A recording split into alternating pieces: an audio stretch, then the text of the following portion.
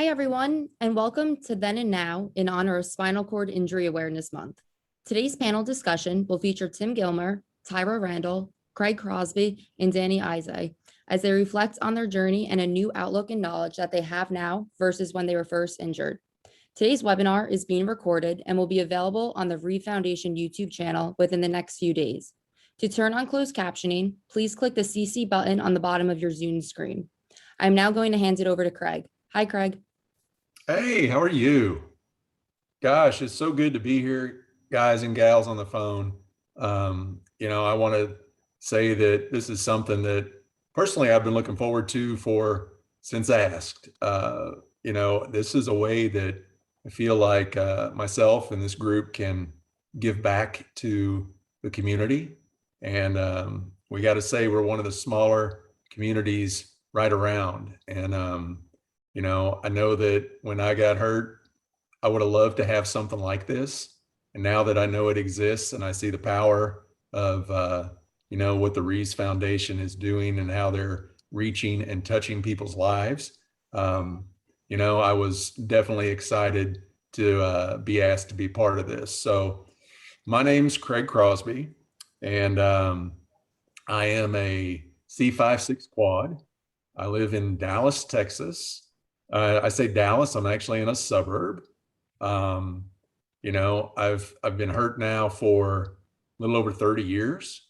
And one thing you'll see on this panel is there's a real diverse group of injuries here. So, we want people to feel that there's a little something for everybody, right? People that are newly injured, people that have been injured for a lot of years post, and people that are kind of somewhere in between. So, we know the importance of relevance and how that fits in with, I think, everybody's lives.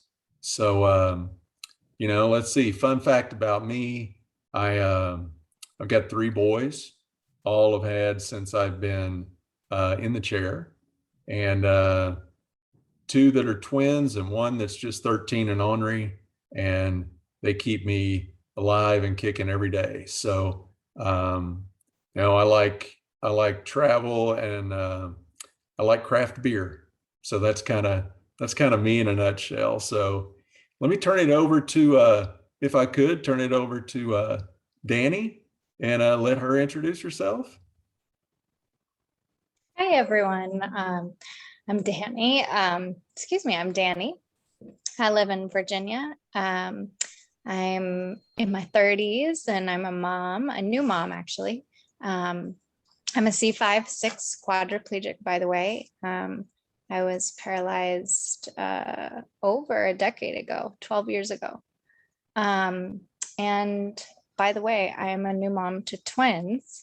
And fun fact about me related to that is I just filmed a documentary about following my twin pregnancy as a quadriplegic last year. So we've tied that up. It's not available yet to watch, but once it is, you'll be able to look it up. It's called Dani's Twins. Pretty easy to remember. So so I'm really excited to be here and talk to you guys just about how I've kind of coped and flourished with spinal cord injury. That's beautiful. Hey, thanks, Dani. All right, Tyra, please introduce yourself to this group. Well, hello, everyone. My name is Tyra. I'm 29. I'm about to be 30 in November. You hear my little one in the background because he's caught by my wheelchair. He can't get out. The joys about that being a mom and in a wheelchair. I'm a T11, T12 incomplete. My injury happened 2020. So I guess it was last year, 2020, January 15th. I was shot 8 times by my ex, and which paralyzed me. Fun fact about me is that I don't think it's really fun. I love basketball. I used to play basketball for like 14 years, and I love wine. I live here in the Kansas City area, Kansas City, Missouri, and we have a place called Cooper's Hawk. I know it's like all across the country, but that's my favorite place to go get wine from. So if everybody knows me, knows that I'm a wine head. I love wine, good wine, not the wine you get from Walmart, but the wine you get from Cooper's Hawk. So Yeah. that's a fun fact about me. Hey, awesome. Thanks, Tyra. All right. And last but not least, Mr. Tim Gilmer. Hi, Craig. Thanks so much. I'm really happy to be here. When I was asked, I thought this is perfect because the month is spinal cord injury awareness. And that's one of my favorite topics because, I know it's when I was first injured in 1965, there wasn't much awareness at all. So things have really changed, but at the same time, a lot has remained the same. So I can, talk about all of that. So I was injured in a plane crash back in 1965, and the pilot was a good friend of mine who died in the crash, and I survived. So the first fun fact is that I'm glad to be alive, Yeah. And anyway, did I say how old I was? You know how old I am. I'm 76, somewhere around there.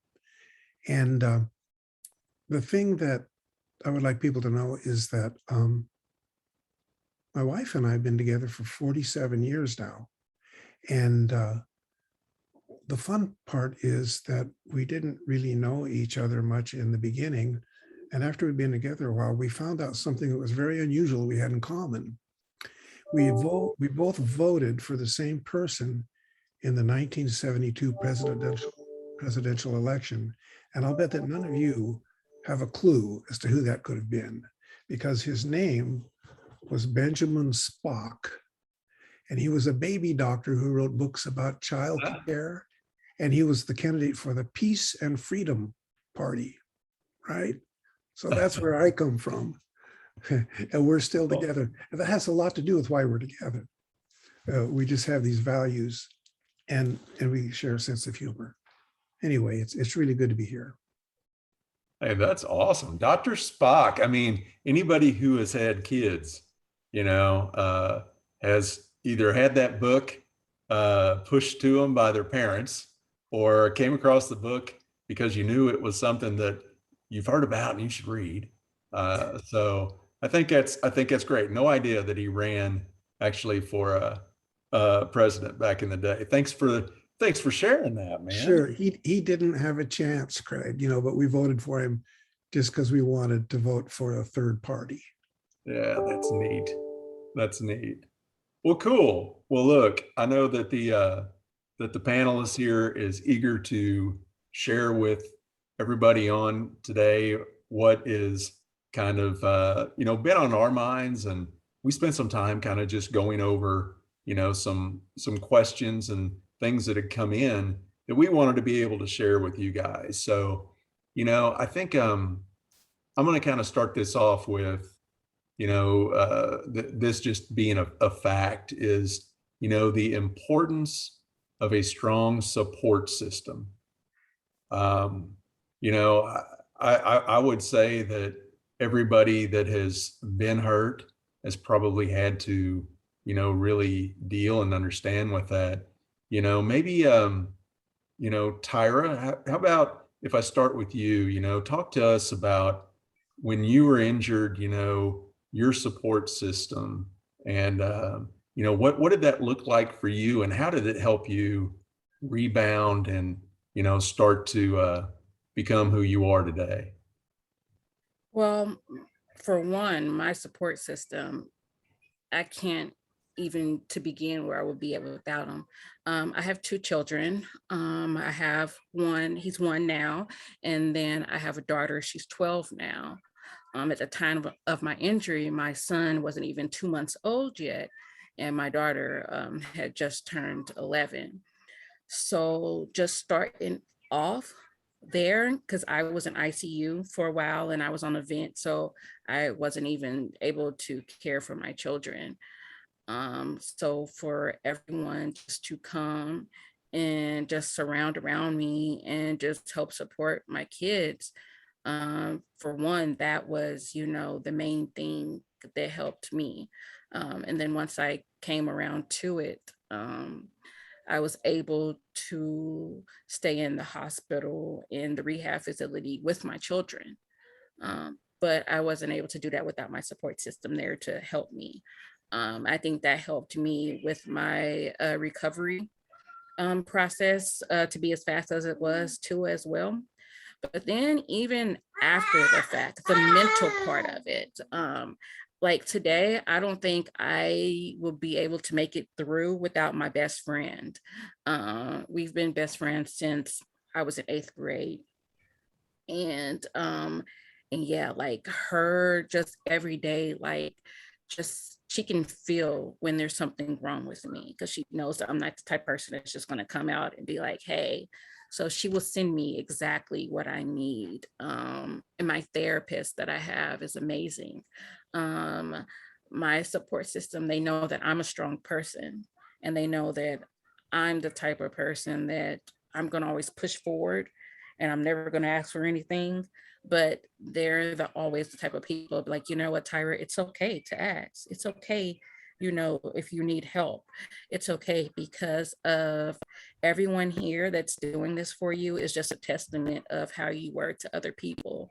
And I think that right there just made me actually want to receive the help and be vulnerable and letting people in and help. Like my aunt and my uncle, they're amazing. Like my aunt is like this amazing gospel singer who travels all over the world doing everything. She sung with the Gaithers, but yet she still takes times out to help me and do what and help me what I need to do, and like take my daughter out and just spend time with her and just feeding into her. So it just means a lot when the people just stop their lives to come and help me in the time of need. And I don't think I would be where I'm at now without my support system, like at all. And my job, like we're not even about to get started on them, how amazing they are. Like I love my job so much. Like they have been there every step of the way.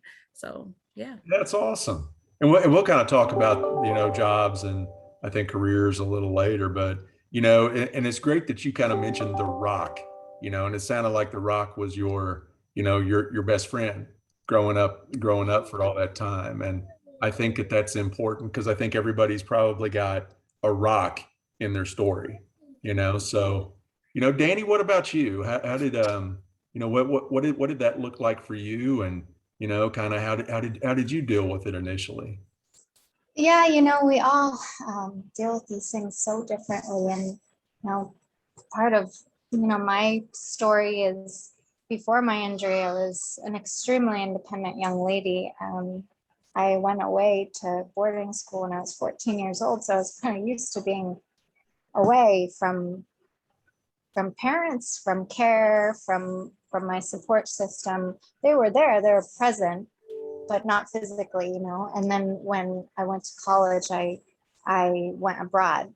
I was in Italy. My mom's from Italy, so it's so I was over there for several years. And I moved back to the States is when I got hurt after college. And for me to become dependent on my family after kind of the way that I had been shaped at an early age was very, very difficult. It was hard for me to receive that support because I didn't want it, but I had to have it. Yeah. And I was living with my parents and they were wonderful, but the house was not accessible. It was a 3-story townhouse. The bedroom was on the 2nd floor. I was sleeping in a hospital bed on the 1st floor, and there was only a half bath down there. So super inaccessible. I couldn't even get in and out of the house without a lot of help because it's an HOA and there were like curbs and stuff. So that was a really terrible situation to be in, especially that first year after injury when, well, I had severe depression. I can't speak for everybody, but I had very, very bad depression just from sustaining the injury and the trauma from it. And then to be kind of trapped in the home was really hard. So for me, I really needed the support I needed people to support my freedom and independence. So I ended up actually making a pretty drastic move, and I moved out to California for myself. Wow. But I did have my parents. So what my mom would do was she would come out and stay with me every few months and come and just help me with whatever I needed as I kind of learned to live on my own, as I learned to, hire caregivers and I got caregiving through disability at the time. I got my caregiver through the state of California, and, just navigating all of that. So for me, I think that support relationship was kind of different. As it might be for some of you in here. Maybe you have similar story or personality to me. So, and now today, my support is my husband. He's wonderful, and we met after my injury, and he's my rock. There you go. That's awesome. I mean, that's a neat story, because you had to kind of find yourself, right, first, in order, and then say, hey, I need the supporting cast, but I need to find me, right? And I think that says a lot. I think I had a similar kind of situation. You move back home, you are with your mom and dad. You're not used to doing that. You've been by yourself. Here you are in their home, which wasn't accessible. You're actually sleeping in their bedroom, and they think they need to be there for you.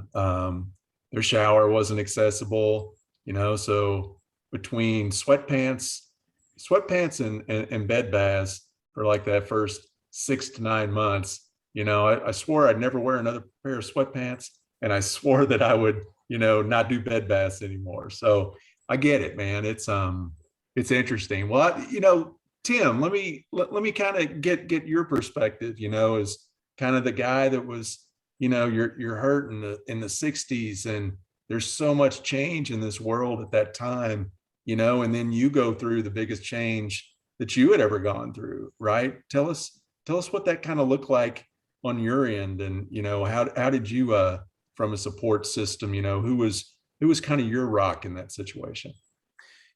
Great question. A lot of people are probably tired of hearing about the 60s because, a lot of old timers like me, carry on about them. But so much happened. I mean, during that time, just prior to my time being injured, I went away to school. I was raised in a small farm town in California, and I went to UCLA. And the very first semester I was there, President John F. Kennedy was assassinated. And I thought, gee, that was really a new thing back then. I mean, no one even knew about that unless you went back in the history books and read about Lincoln. So, it was kind of shocking, but I went on. But then my injury happened in 65. And so I'm beginning to think life isn't like I thought. I did really well in high school, and it seemed like, no obstacles in the future. And all of a sudden, around me, things started happening, and then it happened to me, a tragedy, And then in 1968, Martin Luther King was assassinated, and Robert F. Kennedy, who was a candidate I wanted to support, was assassinated. And I'm thinking, what is this country coming to? And at the same time, I'm thinking of my life. What am I going to do? Where am I going to go? I was lost. And so for the first, I would say, 6 years of my life, I did the best I could. I didn't really have a support system. But one reason it was that way, it was because I got angry and bitter and depressed. And I went through a really bad depression, which was exacerbated by drug use. It actually was brought on by drug use and just avoiding reality, avoiding the big question, why am I in this wheelchair? Why did it happen to me? What am I going to do about it? And so at that time, I found my rock, who's been with me ever since then, and that's Jesus. Now, I'm not going to go on in an evangelical way, except to say you can't go wrong by getting to know Jesus. No one can take him away from you. And so he helped me out of that rut that I was in. And I didn't magically become a different person, but that was the beginning of a long journey. And so when I left there, I did manage to graduate remarkably, but I still didn't know what I was going to do. I got a job as a social worker. It was total washout.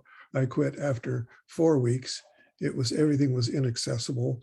I was stuck in an office, had to fill out forms all day long. And then at the end of the day, I had to go into a form room and get the form to show what forms I'd filled out that day and list them. So it was like, this is not my idea of being a social worker. And so I quit that job. And from then on, for a number of years, I just floundered around and tried all kinds of crazy jobs, faked my way into some of them. Things didn't really start getting better for me until 73, when I met the woman who would be my wife. And we just clicked. We were both in need of another person because her previous marriage had failed and my life was in the midst of failing. So we got together and we decided we wanted to make a new life together. And we just left California. We picked up with hardly any money and we moved to Oregon with a dream. And the dream was that one day we would own land. And we didn't see big land. We just saw maybe 5 acres secluded somewhere where we could get away from the world, because we wanted to get away from everything that was going on at that time. And so we landed in Oregon. Now then, in terms of support, she was there for me all the way, helped me go back to school, get a graduate degree, and that opened the door to get a decent job, my first job, which was teaching at writing classes at community colleges in the Portland area. And that was not our dream of land, but one step at a time. You have to get stable enough to be able to get land, right? Well, it just happened that we were very fortunate, and I inherited some land from my dad in California, and I was able to trade that for property in Oregon, at least partially for the property. And so we got ourselves a small piece of land. It was a farm, small farm, but and we're still there. It's 41 years has passed since we got that piece of property. And it's, if you ever have to go through another pandemic, I recommend living on a farm. It's like not a lot of neighbors, but a lot of people can't afford that kind of seclusion. And my heart goes out to them. It's kind of like, in fact, later on, it got me involved in Habitat for Humanity.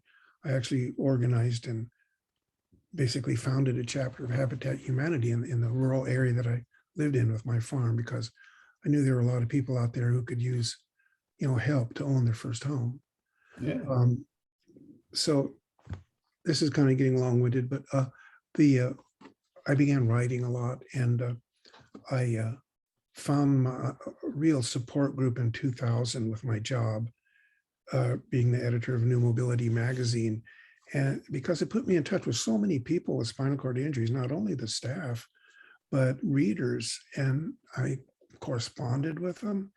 And for the next 21 years, right up to today, I've had to go through, in the later stages of my life, a lot of complications, flap surgeries, coronary artery disease, diabetes, a leg amputation, a lot of stuff.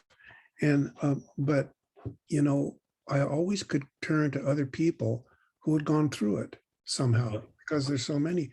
And I would always, talk to them and compare notes. And that was a great help. And it's right up to this day. And now I'm no longer editor of New Mobility, but I still write for the magazine. And, it's been a real life support system for me. But still, my wife is number one. She's the one who's with me every single day. Thanks for giving me a chance to tell that story.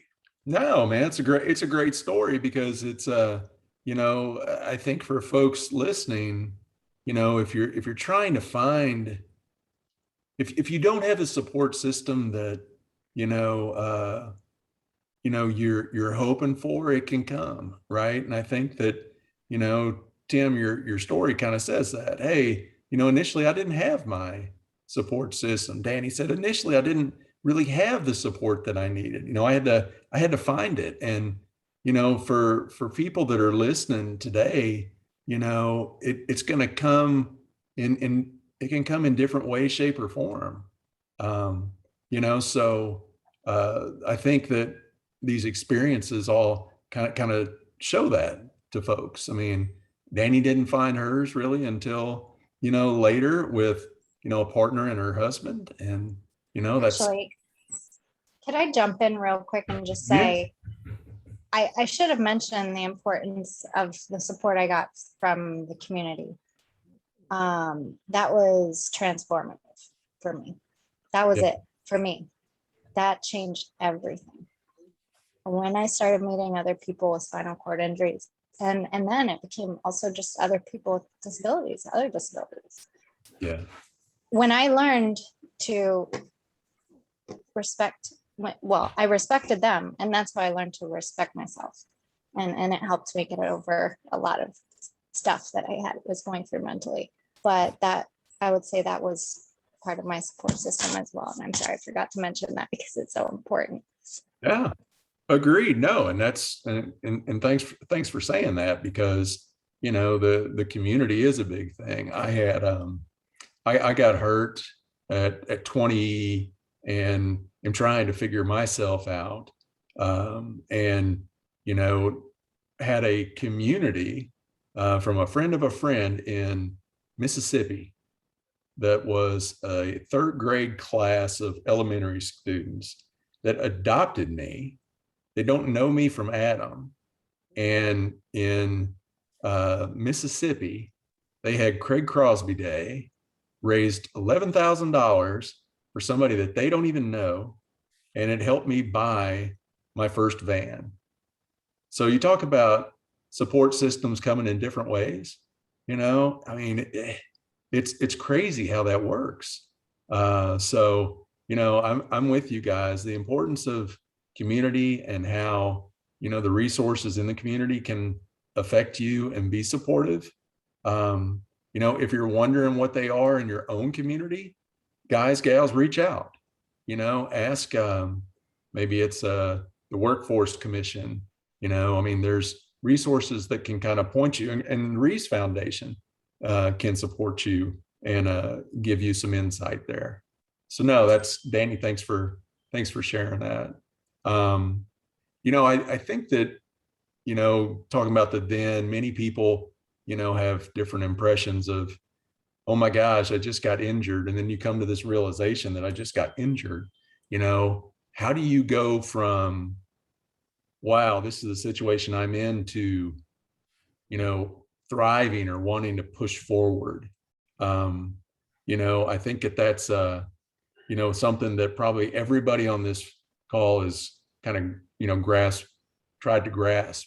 Tyra, I love just kind of, your openness, especially, being hurt, just a little over a year and a half.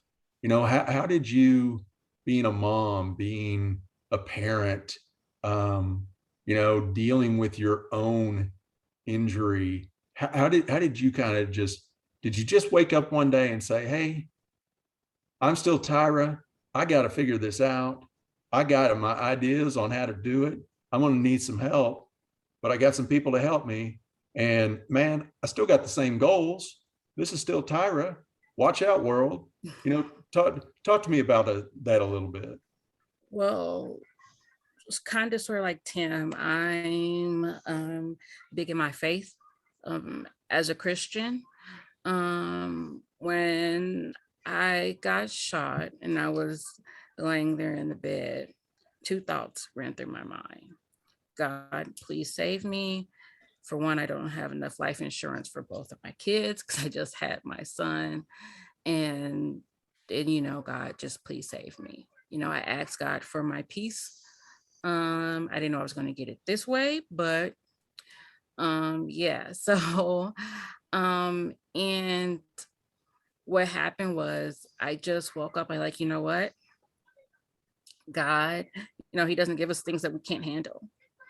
I go back to the book of Job in the Bible when God took everything away from him, everything, and gave it back to him 10 times fold. And my kids were there when it happened. So my biggest concern was, Tyra, how are you going to be a good example for your daughter through this trauma? Because peace is not about it being, being at peace is being at peace, like on an island somewhere, just watching the waves go by and things like that. No, peace is when your mind and your body can be at peace in the midst of a storm. And that's what I just keep telling myself. Like I said, my best friend comes in the times when I'm not feeling there. She's my voice of reasoning. She will send me that Bible script or that Bible sermon and just, keep me grounded and keep me focused on where I need to go and what I need to be doing. And I would say not only will I die for my kids, I will live for my kids. Yeah. So that's what took me to a point where saying, okay, you have to do this. Like, you have to show your kids that this is what you're going to do, and this is how you're going to do it, and this is how you get through things in life. Life isn't always going to be what you want it to be. So what you're going to do with what you're going to get. Are you either going to sit there and be sad about it, or you're going to make the best out of it? And then also, I tell people, I don't like to admit this, but it is something that drives me. I want to for his dad, it's my son's father, I want him to see that he did not win. I want him to see me successful and me still doing what I have to do for my children in the state that I am, because he didn't win. That drives me. That's my type of revenge that I want is success. It may not be, I don't want to be the next Oprah or things like that. I just want to sorry. I just want to be, I just want to make awareness of like domestic violence and how the laws are reactive and not proactive. And I want to be able to, I have a daughter that's in private school now. I want to be able to, have both of my children go to private school at the same time, so I just want not what the state that I'm in now to deter me from the dreams and goals that I had before. There you go. I mean, you seem unstoppable that way, right? I mean, God's unstoppable. That's why. Yeah. If God's unstoppable, hey, I'm his child, so we're gonna do it together. Yeah, that's great. Dani, did you have a similar, experience that you kind of wanted to share? What kind of took you from a mindset of, I'm depressed. This has been hard. I want to push past this. Here's how I'm going to do it. And, has that kind of, what's kind of gotten you to the place in your life that you're at today? Well, it's interesting because what Tyra said kind of struck me, like how you can take these kind of like what are considered negative emotions and use them for positive change. And I really feel like at times at the very beginning when I was really pissed off and upset about my injury, I took that anger I felt and I channeled it to push me beyond the fears that I had, to push me forward, to push me out of the situations that I was unhappy about. To push me forward and really, sorry, baby's awake. That's all right. Yeah, I mean it, and it's crazy to say, but yeah, sometimes anger drove me forward. And what's interesting is anger as an emotion itself, the chemical reaction causes an adrenaline rush. So you can literally, use that in a useful way. Yeah. Now, if you feel angry, go exercise. It's good for you, you know, Yeah. or do something bold. It Yeah. works. Yeah. That's I hear you. And I think those of us that have kids here, I mean, it's it's hey, and Emily, I like your comment down here, these background noises and kids in the background, dogs running in, that's kind of the life where we're at today, right? With this whole remote world that we're still kind of living in. And the thing that I like about these calls is it is a normalcy, right? So it's to me it's a neat deal. That we've got a platform like Zoom to do that with and to share this information. For me, I'll just say that when when when I got hurt, I I was conscious. I dove into shallow water. I'm sitting there going, "What did I do?" They tell me, "Hey, we think you broke your neck." I'm just, out of sorts a bit. Then I find out that's definitely true. My parents come. I'm worried. Did I disappoint them? No, I didn't disappoint. They were there for me and wanted to be my support system. And and now as I'm a parent, I see how you never want your kids to hurt. So I knew my parents, didn't. And I sat in rehab or for the first 30 days and really didn't move anything at all.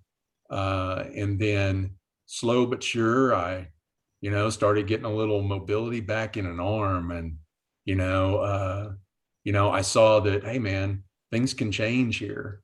I had a girlfriend at the time. She dropped what she was doing. And I think, Tyra, you kind of alluded that, your friends just kind of stopped what they were doing, to be there for you. And that was important for me. And then, I got to the realization of, hey man, I got to make this work, and I did that. And, my goals to finish out school were still there. My goals to get the job that I wanted, it was still there. My goals to have a family, they didn't change. It was just my physical that changed, and yeah, I had, just like everybody, I had thoughts in my noggin that were, tough, but you just you, anger can do it, just positive attitude can do it. Just, a smiling during the day, at a bad situation. I mean, there's so many things that you can do to kind of combat. I kind of wanted to, say that. I mean, I think we all had short-term goals. My short-term goals were, 3 months. I didn't even know what I was going to be doing in 3 months. And thank gosh that back then I was in the hospital for rehab for 6 months, and unfortunately people today, if you've been hurt just a while, you're probably lucky if you were in rehab for 2 months, right? I mean, so then you're at home and you're trying to figure things out. I know it's a tough situation. But I think everybody's had to deal with that. I would like to know, maybe maybe start, with Tim. What were you thinking? I mean, you're hurt. It's the 60s. It's a land of free, all these crazy things.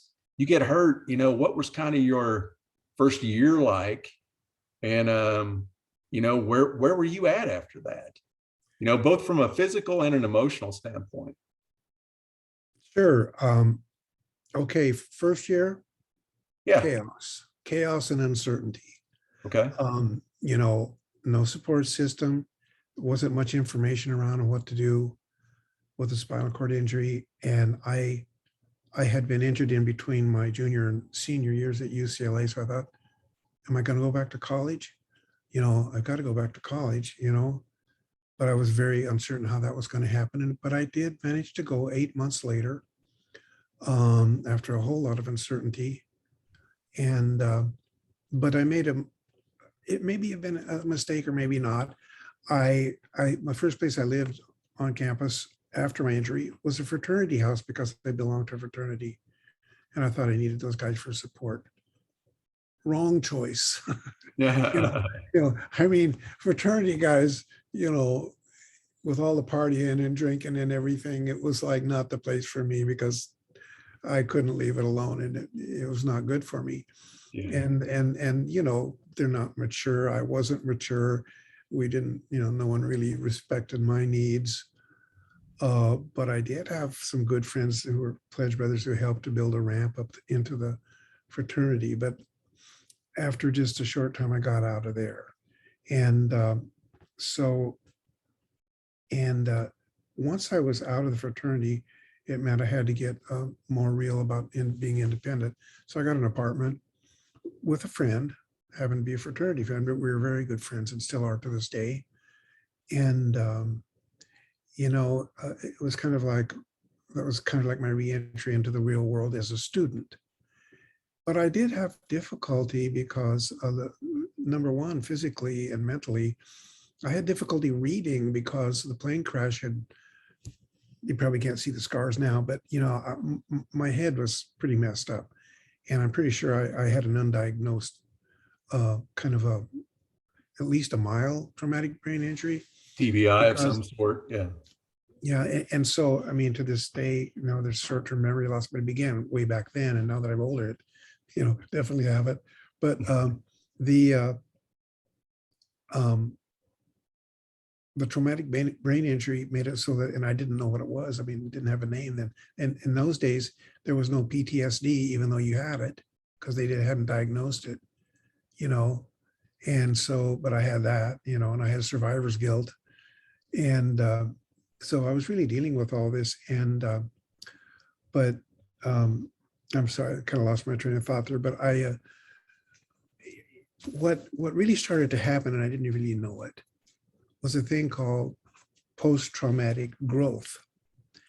And it's a theory, but it's also a proven theory that psychologists have written a great deal about it. And most of us are either involved with it or going to be involved with it. And it's a great thing. It kind of goes back to what Dani and Tyra were saying about gaining something positive out of something negative. And, that's what post-traumatic growth is. And it happens to people with traumatic injuries of all kinds, whether it's a diving accident or a plane crash or getting shot, and then it's the struggle that brings about the growth. It doesn't happen all at once. It goes on every day. So I don't know how far you want me to go with this, Craig, but that was the beginning of when I began to grow, but I still had a lot of growing to do because I had to graduate and get back to graduate school and so forth. Yeah. But that was the beginning of growth. No, I get it. And Tyra, your first year, right, has been, I think a group of milestones from what I would imagine, right?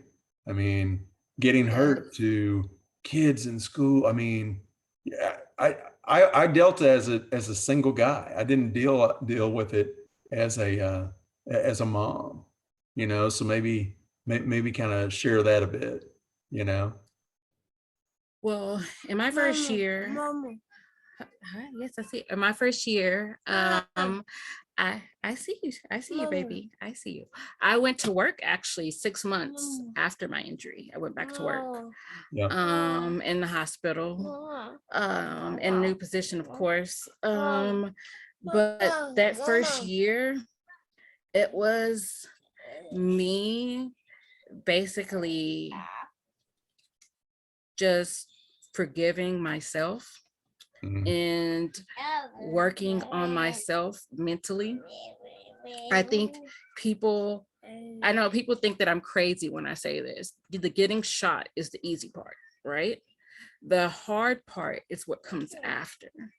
The now, like, what am I going to do? Like the same with you, I was still awake the whole entire process. I didn't go to sleep per se Yeah. until they put me under. And knowing that something has happened to your body and that you can't, you can't feel your lower half. That whole first year is just, I was determined. Like, you come to find out that things aren't made for you and that's in a wheelchair. So I will go to Walmart or Target and just roll around in the aisles and just trying to see if I can maneuver around and just try and do stuff. And I'm doing this with, with my son in my lap. Like, how Yeah. am I about to be a single parent with a newborn child, especially when I'm a very independent parent and I was an independent person. I still like to do everything on my own to this day. So I came up with, like, how do I put him in my lap to ride around? So I would get on Google and I would Google things that other moms would use and things like that. But I think one thing that I had that helped me out was I had a person that was already in a wheelchair and has been in a wheelchair for about 10 years now. His name is Wesley Hamilton. Most people may know him. We've been friends before both of our injuries, actually. I've known him for a very long time. So for him to come to my aid and come to my help, just by anything I may need, he was Mhm. there and just helped me navigate through the things that I didn't know from being on the medical side, just being the everyday life part. Like, what do I do if, like, I don't drive yet because I'm still scared to drive. Mhm. I think it's the scariest thing to drive with a toddler in the back by yourself, because I still have my car. I think it would be probably a lot easier if I had like a van or something I could just go in and just get them easy. But Yeah. yeah, I'm very terrified of that. So, but I see people all the time. And he tells me, like, Tyra, it's going to be easy. Like, just do it. It's like, it's going to be fine. Yeah. So yeah, and he was able to relate to me on that part too, because he was a single dad. When he got injured, his daughter was 2. So yeah. So I just think me just being determined, very determined and persistent and wanting to walk again, I Mhm. kind of just hit the ground running. That's awesome. Yeah. So, I mean, I think you hear having goals, is key, right? And I think that's, that's kind of what you do back in the then you kind of are shaping, hey man, what do I want to, how do I want this to play out? And it's going to be hard, but you know what, with the will and the support and, with some missteps, you're gonna you can get there. And that's what I think, the folks on this panel, have done. Because here comes the now, right? The now is, okay, I'm done with school. I went back to my job, Tyra, right? They gave me a great opportunity. They worked with me. Here's the now. And how do each of us deal with that, as an everyday? I mean, for me, it was, well, I still want to have a good job. I still want to get married, right? I still want to find that right person. Oh, no one's going to want to date me. Gosh, nobody thinks, I mean, how am I going to be marketable as a catch? How am I compete with, regular able-bodied folks? Especially in college, everybody's just wrapped up in physical. And what I quickly realized, that God loved women, that they're not that way. Women really focus on who somebody is and the individual and the person, and all that. And it made me totally appreciate them in a different way, because nobody dated me because I looked a certain way in my jeans or whatever. They dated me for, I was charismatic and, all these other qualities. And, my wife probably wonders, hey, where'd some of those go? They were better back in the day, but and I'm like, well, it's just how I had to shape myself. But kind of talking about the now, and did it from a career standpoint, and I think this is everybody. I mean, Tyra, you went back to yours, in a different respect. Dani, how did you find, kind of this is where I want to be, this is where I want to, focus on in your current, now situation? Lots of exploring, curiosity, you just need to keep that hunger for life. And I think one of the things I did a lot over the years was really try to,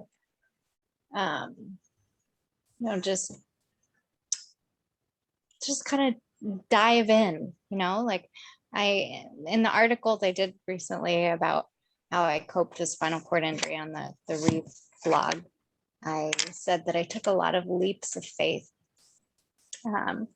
So I exposed myself to a lot of new situations, going away to California by myself. That was a big deal. It was scary for like a young quadriplegic woman, Sure. And then going to grad school where I didn't know anybody, just all these choices I made to just keep moving forward and move beyond the fears that I had. Even sometimes at the beginning, just as simple as like going out of the house, because that was really intimidating at the beginning, I remember. Yeah. So it's not so much, the chair holding you back, it's yourself in a lot of ways, right? I mean, and I remember that for me, yeah. it was hard to beat the emotional side of it, Yeah, I really feel that we digest so many lies about what it means to be disabled before we acquire disabilities. I think that we digest some of the stigmas about what it means to be disabled, and when we become disabled and we have an injury like this, yeah, it's hard, but we aren't any less of a human because of it. We aren't any less beautiful. Like we're just as worthy of love and a beautiful and fulfilling life. And I think, like for me, it took me a minute to get there, to understand that and to be comfortable in my new body and really new identity. Sure. So, I have a very conflicted relationship with my injury. I mean, I hate my injury, but with disability, I'm also proud. I'm a proud disabled woman. And that doesn't make sense to a lot of newly injured people. I think when you say that to them, they're like, huh? But for me, being able to get to that place gave me a lot of peace and confidence. Yeah, I think that Tim and this kind of just showing how things have evolved over the years. I think I was sharing with folks when we kind of had this call talking amongst us, was that it used to be that on a job application, I would never say proactively that I had a disability, because I thought immediately I was going to be cast out of the running. Oh, I don't want to mess with a guy who on paper looks pretty good, but he's got this disability. So, I wouldn't say it. And there was probably twofold to that. My own insecurities around it, and, feeling like I had to sell myself that much harder for something that I really didn't feel that I should have to do. But today, and everybody knows that, diversity inclusion is here tenfold, and it's time to celebrate it, right? And you can celebrate it, both as, an older white guy. You can celebrate it as a younger white female. You can celebrate it as a black female, or I mean, it doesn't matter, but add disability on top of it. And, it's a strength and a uniqueness that makes us who we are. And, it's a sense, it's a sense of pride, I mean, so I kind of like that aspect of it. I was gonna say, if there's one thing that over the years you guys have learned or dealt with that was an issue, and I'm talking, could be spasticity, it could be pressure sores, it could be I don't atrophy. I don't know. What was kind of your biggest, and has been your biggest Achilles heel, and how have you dealt with it? Tyra, you want to maybe kick that one off for us? Sure. I think my insecurities about being in my chair. I think that was the biggest, sore for me. Okay. I've been fortunate enough to, with my background in the medical field, to not have any pressure ulcers or anything like that. So I've done good in that department, but just me being insecure about being in my chair and people looking at me different, and just, like I would joke with Wesley all the time and say, hey, if I ever get married, me and my husband we're gonna have to sleep in different beds in different rooms, just the things that come along, with the everyday of, being a paraplegic. I think, that was the biggest thing for me, is just being insecure about being in my chair, and the way the world looks at me. Is different. Even though my kids look at me well, sometimes my daughter would say, honest to God truth, Mom, sometimes it's just weird seeing you in a wheelchair. And that's just because, she's never seen me in one. We've been together for, 11 years before I was in one.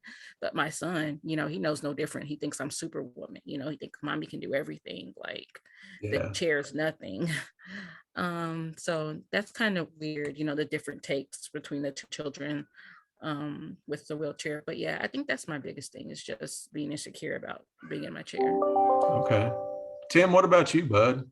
Do you have something that, within that first, little bit, or just the time you've been in the chair, that you've dealt with, that maybe someone else on the call is dealing with the same thing? Yeah, I really think the one thing that's always been with me, Craig, is fear that got in my way. And, it doesn't matter, and not just abstract fear, but fear when connected with whatever you want to do, and like Tyra says, you got to push through it, and at first for me, it was, should I go back to school? Yes. Later on, should I head out to Oregon with my wife? Yes. Should I take a job trying to sell electric organs and pianos and not be able to sell a damn thing? Yes, because I had to eat, So should, after I graduated, went back to school, then I began teaching, and I found I really liked that.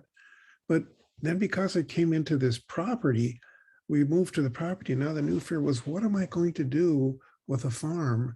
I mean, you'd think I would have thought this out beforehand. Well, my first thought was, well, I can probably make a greenhouse work, because I can have a concrete, pathways and everything.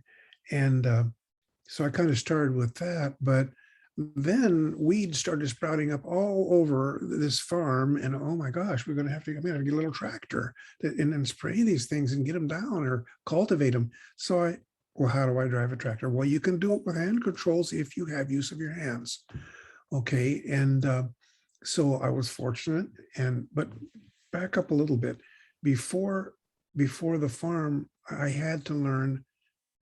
Oh, my fear was how would I manage a property before I even had one? And the answer came when my wife, who was working at a gas station on the kinds of jobs that we took, just to make it, a guy came in with an all-terrain cycle, in those days, a three-wheeler, a Honda, very early one, 1975 vintage. And she looked at that thing and said, doesn't that have a centrifugal clutch? A lot of people don't know what that is, but she had a background and knew that. She says, I think my husband might be able to buy that. And it was an old one that was, and the guy just made a great deal. He says, okay, well, you can buy it for $50 a month for 6 months. And so we bought it. And when I first got on that thing, it opened up the forest, the woods. We used to go camping and I would just sit around the campfire and drink, wine. Well, I think I even fell out of my chair once into the fire. But, once I could get on this all-terrain cycle, I just took off in the woods. And she said, just today to me, she said, I'll never forget the look on your face when you went out there and you came back.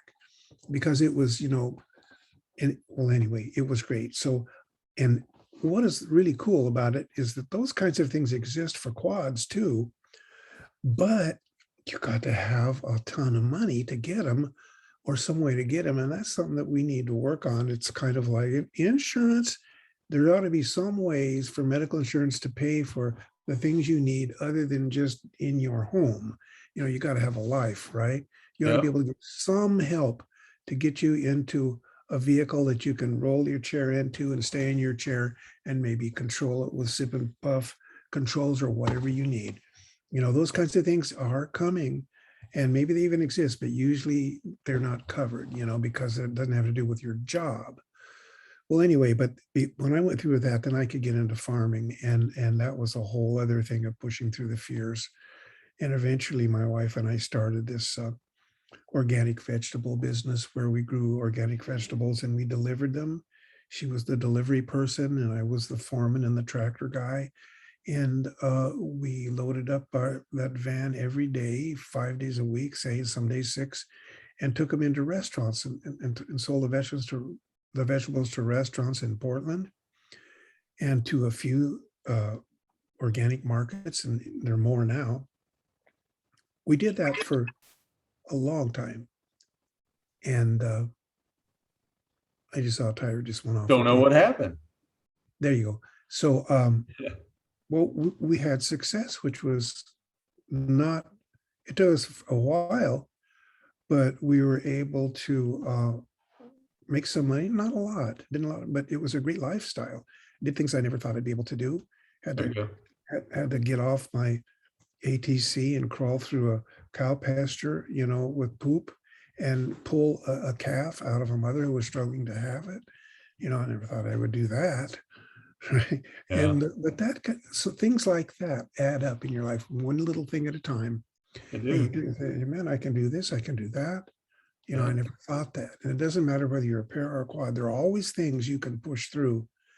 And so we did become successful on the farm. And in 2010, we were on National Public TV in a series called Chefs Afield, where a well-known chef in Portland who knew me because I was selling vegetables to him and he liked our vegetables, came out to our farm with a crew, a TV crew, and they filmed a segment about him on the farm and me showing him around, and I'm on my ATC. And then he goes back into the kitchen with his daughter, Chloe, who was 13 at the time, and prepares the food. And this was an award-winning a series called Chefs Afield. And we were so proud when that happened. I never thought I would do anything like that. Never. Yeah. And but just step by step, you get places that you never expected, Yeah. And no, I think that's cool, man, because you listen, and that's why, though our lives are different from people walking around like they used to be, guess what? Everybody has a circumstance that they deal with. So that's something that everybody always needs to keep in their mind. Listen, the person that you see every day, they look as normal can be, but you don't know what happens when they close the door, right? And that keeps me with a perspective of, hey, I've got a new normal, that I deal with now, just like everybody else on this call. But, it's what makes me unique. It's what makes me, special. So I deal with that to the best of my everyday abilities, with the help that I need to get there, with the attendant care that helps me in the morning, with the extra things that my wife has to do as part of my support system. Having kids and having to do that, and having vitro, listen, I still wanted a family. Everybody still had these goals. Just know you can achieve them. It's just going to maybe take you a little longer, and maybe there's going to be a little more zig to the zag, in the journey. It's not as straightforward and easy as some other people, but you know what? Promise you, man, it's worth it. After doing this and hitting 50, and man, my body's not what it used to be when I first got hurt. And, I'm having to deal with spasticity that I didn't have years ago. And, I'm like, gosh, man, do I take more baclofen? Do I get a baclofen pump?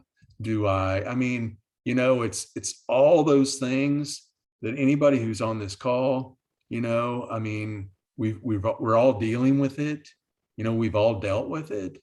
And, it's just a bump in the road. Right. And that's, I think that's okay. So I think, I guess, fitness is something that I hear here. It's maybe the importance of getting out on that hand cycle. It's the importance of finding adaptive sports. You're a big basketball player, Tyra, but shoot, you want to get out there and still play wheelchair basketball, you can do it all day.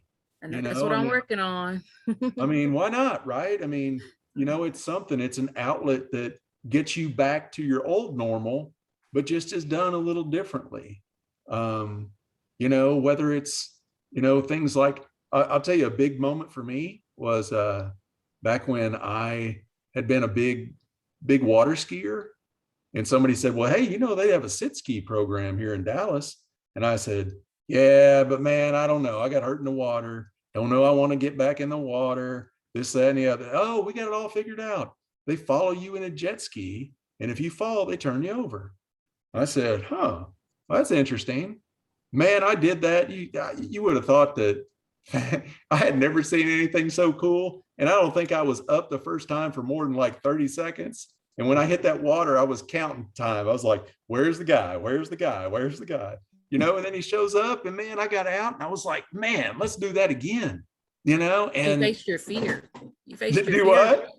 You faced your fear. That's right. And I did kind of. Now I tried scuba. Man, I couldn't get past that one. I could not feel comfortable. But again, I faced the fear and I tried it, Tyra. And I think that's something that you've said a couple of times, and that's important, y'all. Never stop trying, never stop striving for something different. You can, doesn't matter, you get older, it's just, you're just going to get more creative in how you attempt to do things. As a new parent, you're going to figure it out. I figured it out for me that, my kid didn't want to wait for me to transfer anymore in the car. He was getting older.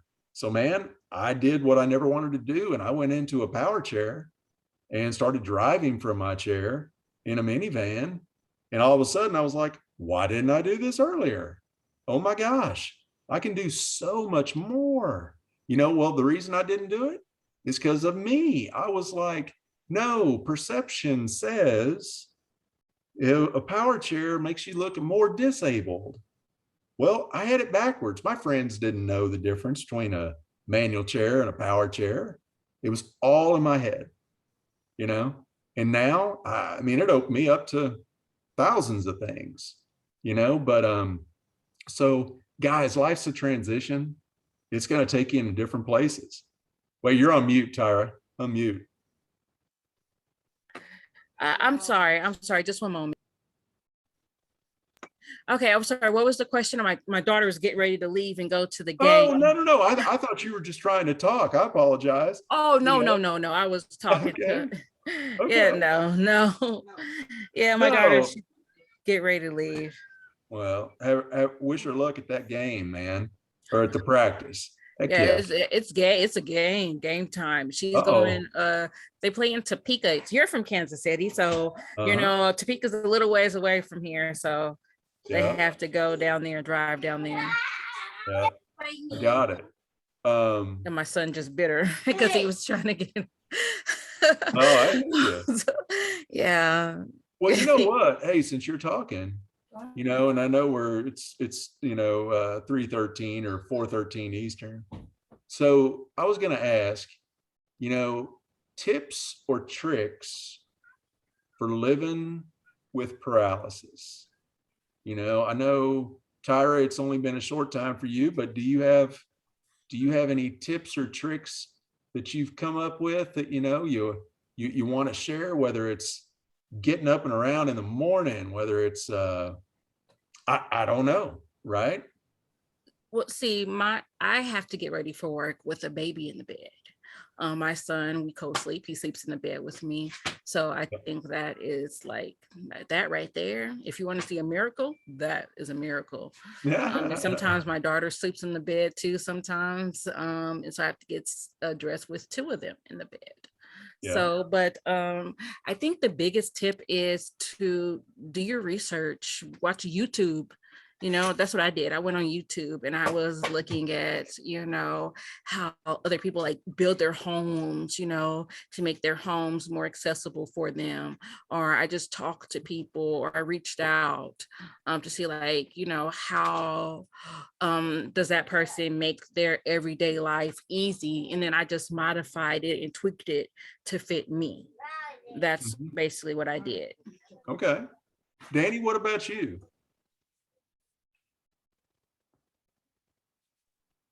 That's a hard question. I'm struggling to there's so much. Well, like maybe even like an adaptive thing, something that you had to get working for you, Yeah. So I'm just thinking of the things that I use every day as a quadriplegic. Something I use every single day is this reacher thing that uses your tenodesis to open and close. Yeah. It's who makes it? I can't think. Quad tools. Tools. So that's a tip and trick. If you're a quad, it will give you so much more independence in terms of picking things up off the ground that you drop, or getting things out of cabinets, or other places. It's amazing how like just these assistive devices can go so far to really improve our quality of life. But and again, that one isn't really widely known because it's not a wheelchair, so it's hard to find out about it, right? Yeah. And like Tyra said, you really just have to research this stuff. Go into some of the support groups online, and you'll come across some of these little gems of information. So yeah, I like that one. You know what? I remember same thing, getting hurt, and because I'm a C5-6 too, and I didn't have my wrist, and I had no idea how important getting a wrist would be. And then when I got my wrist, I had to start developing it with that ratchet splint, to pick things up. And then to your point, I was like, oh my gosh, it's almost like I have a little bionic arm. I can I can pick up the pencil, or I can write my name, right? I can do these things. And it's those kind of things that I think start getting you feeling like, hey man, this is going to be okay. I'm going to figure this out, but agreed that adaptive aids, whether it's for your home, and I know the Reeve Foundation can probably give you a ton of literature about those kind of things. I agree with online. And Tim, when New mobility. that's what I was going to say. The ads and new mobility. Oh my And they gosh. also have the consumer guide that they do every year. Yeah, I mean, So good. I There's so have much read, info in there. I agree. I've read that thing each year, Tim, and it's awesome. I mean, it's the only magazine geared for people with spinal cord and, R-type disabilities. So, guys, if you're not a subscriber, do it. Maybe that's something that, we can show people, Tim, how to, get registered for, through, whether it's through Reeves or something, but it's invaluable. The other thing, and Tyra, I know you're scared to drive, but driving, if to get that level of independence back again, is key. And I will tell you that that's something that for me is critical to just my everyday. Now, I'll say this. I know there are people on the call that may or may not be able to drive. Okay. But say you're still a car person. You love cars. You're still that person. I know you want to have something, that you feel good to be getting out and about with, I mean, do it, I mean, take that plunge, get on out. I mean, I'll tell you what, it just makes you kind of feel complete again. I don't know how to describe it, guys, but if you're doing that, I think you kind of understand. Tim, what about you, buddy? Sure. So first, Yeah. I'd like to address what you mentioned about how to get a new mobility subscription, because, Yeah. it's absolutely right. That's one thing that drew me to new mobility was all of those ads and all the tools that they give you, Mm-hmm. And so it's very easy. You just go on the new mobility website, newmobility.com. And usually on the very first page, they have how to get a subscription. And if you have a spinal cord injury, it's free. You do have to become a member of the United Spinal Association. There's no fees involved in that. There's no commitment that you have to do other than just give them information about your injury level and so forth. And so then you begin to, get that community as well as the tool guide, And of course, Reeve is another way with the community, so it's kind of like the two of them together are, really the best you can get. And, but then as for my own advice for my own life, there've been a lot of things I've had to push through, but I'm thinking one thing that has stuck with me from the beginning until now are dealing with pressure sores. The best thing, of course, is to prevent them.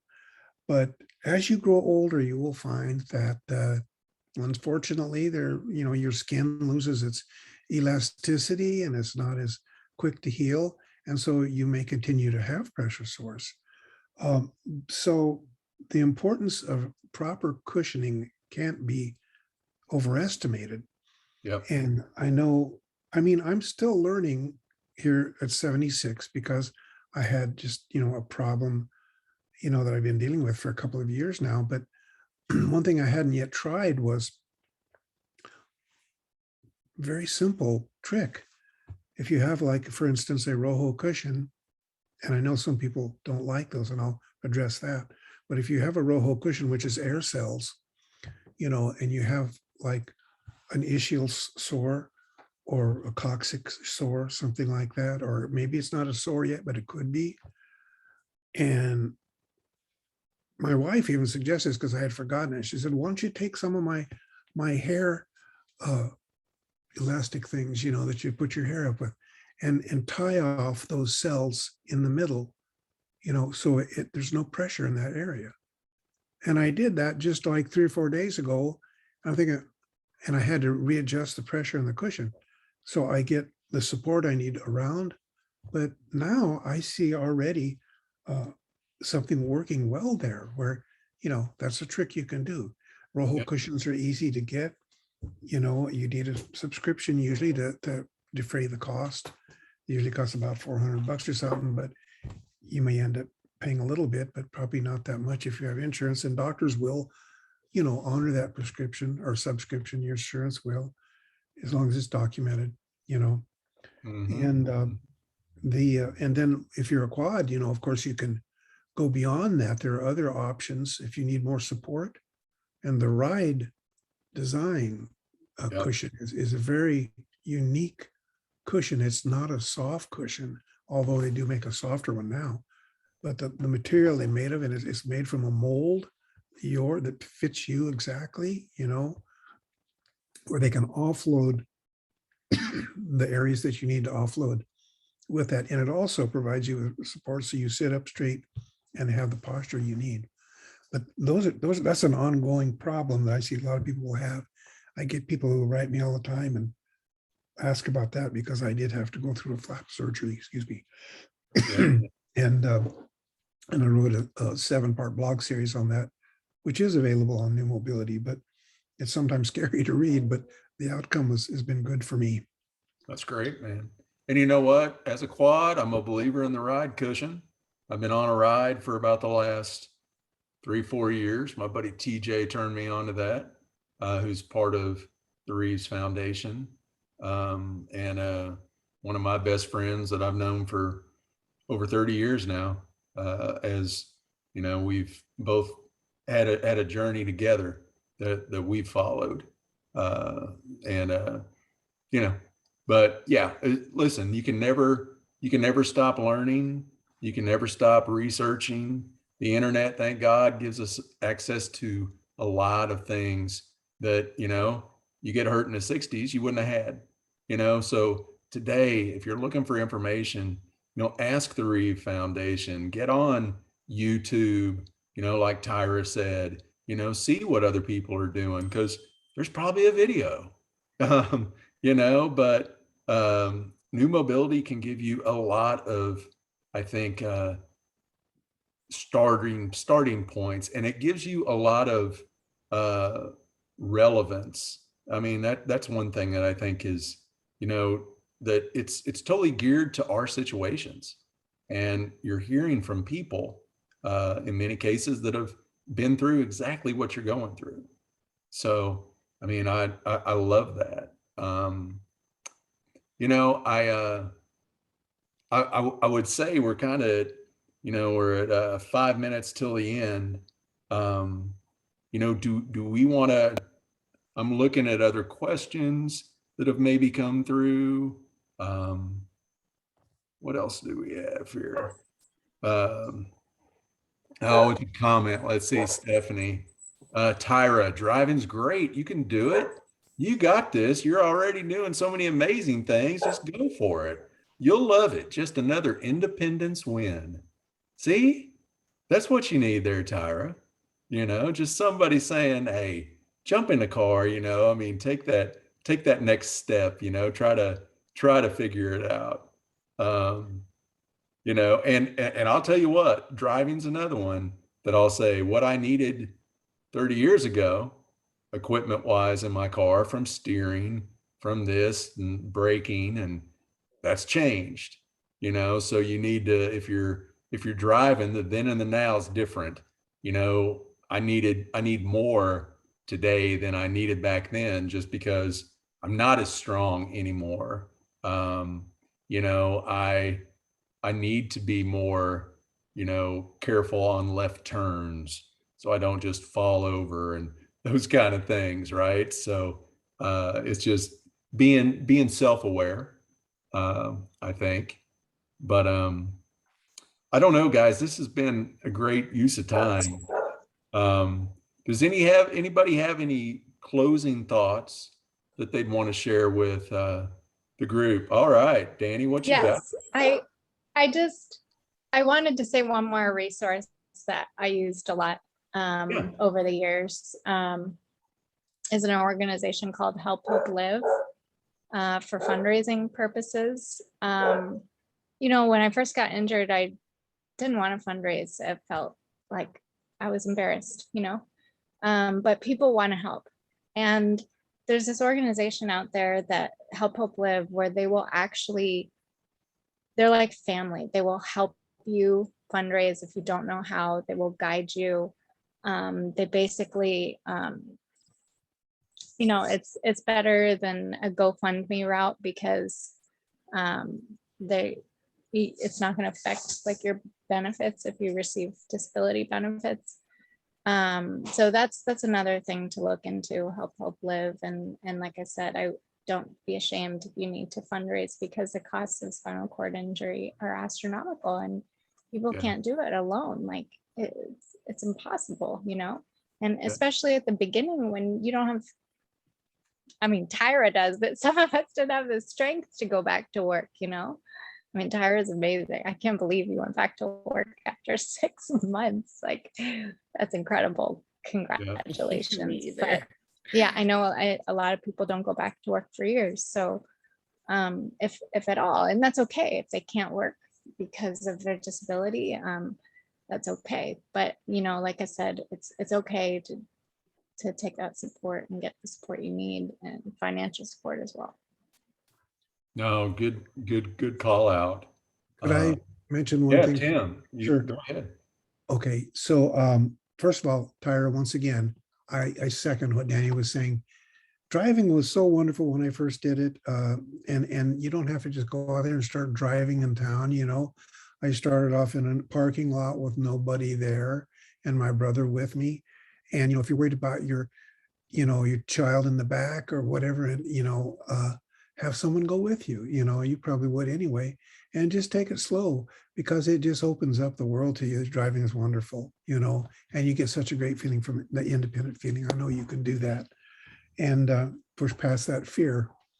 And, and then the other thing is just a long-term kind of thing.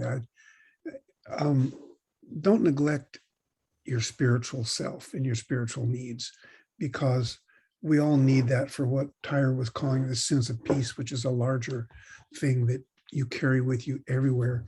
And you know you're going to need it when you run into difficulties. So think about that. No, I think that's awesome. I think we're all living testimony of, the new normal, right? We were the new normal before pandemic. The new normal is we're forced in a situation that, we had to make choices about, and we had to push through, and we had to strive to thrive. I like that. We had to rely on people, which is hard for folks. We have to, remember first and foremost that the support system that supports you needs to be remembered and be thanked. I know I probably don't do that enough. Don't take people around you for granted. And it's easy to do because what you not think is a big deal, it's a nuance. It's something different, that they've got to do, whether it's personal care, whether it's whatever. So always remember that. But I know we're at the top of the hour, or I know we're at time. And I just want to say it's a pleasure, getting to speak to the audience today. And, Tim and Tyra and Dani, thank you so much for all of your valuable input and observations. And, I know that, we hope that this group got a good amount out of the call. And I was glad to be here and moderating. And, thank you guys for listening to us for an hour and a half. Absolutely. Thank you, guys. Yeah, Thank you. Thank you, guys. Yeah. Thank you to our panelists for their open and honest conversation here today. And thank you all for joining us. We encourage you all to visit the Reeve Foundation blog to read more about the panelists and their journeys. Thank you. Take care, everyone. Bye-bye. Bye. Bye.